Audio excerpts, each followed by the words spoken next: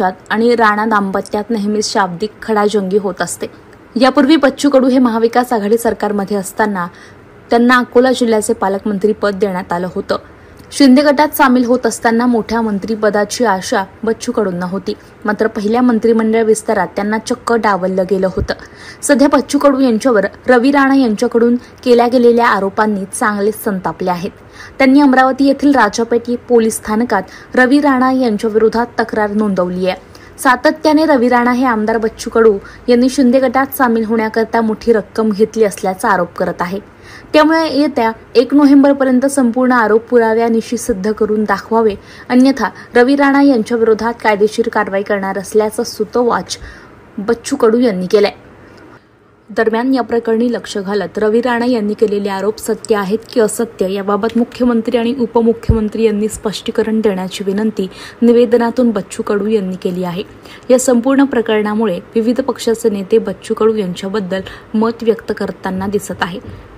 ठाकरे गटाच्या उपनेत्या सुषमा अंधारे यांनी नुकतेच उस्मानाबादेत आपलं मत व्यक्त करताना म्हटलं होतं की बच्चू कडू यांचा फुटबॉल झाला असून त्यांनी स्वाभिमानाशी तडजोड करत शिंदे गटाचा मार्ग निवडला।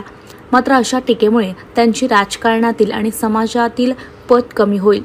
दुसरीकडे राष्ट्रवादीच्या नेत्या खासदार सुप्रिया सुळे यांनी बच्चू कडू हे एक संवेदनशील व्यक्ती असून महाराष्ट्राच्या राजकारणात अजूनही असे व्यक्तिमत्व अस्तित्वात असल्याचं मत व्यक्त केलंय। एकंदरीतच सातत्यानं राणा दाम्पत्यांकडून होत असलेल्या टीकेमुळे आतापर्यंत सावध भूमिका घेणारे बच्चू कडू चांगलेच संतापल्यात।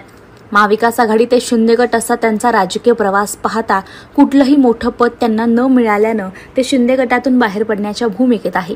इथे विशेष बाब म्हणजे 10 आमदार बच्चू कडू यांच्या बाजूने असल्याचा दावा सध्या ते करतात। त्यामुळे त्यांचे सोबत असणं शिंदे फडणवीस सरकारला आवश्यक आहे। शिंदे गटाच्या दीपक केसरकरांनी बच्चू कडू यांना संयम बाळगण्याचा सल्ला दिलाय। येत्या मंत्रिमंडळ विस्तारात त्यांची वळणी लागणार असल्याचा विश्वास दिला आहे। तरी सुद्धा सध्याची स्थिती पाहता भाजपकडून सदर मुद्द्यावर कुठलाच हस्तक्षेप न झाल्यानं या सर्व बाबींमुळे बच्चू कडू यांच्या गळ्यात मंत्रिपदाची माळ पडणार की त्यांना नारळ देत शिंदे गटातून वेगळे पडण्याची भूमिका घ्यावी लागेल हे सध्या अनुत्तरित कोडे आहे। मात्र या सर्व घडामोडींमुळे बच्चू कडू सारख्या अनेक वर्ष आमदार म्हणून निवडून आलेल्या नेत्याच्या राजकीय कारकिर्दीचा खेळखंडोबा मात्र होत असल्याचं या प्रकरणामुळे दिसून येत आहे।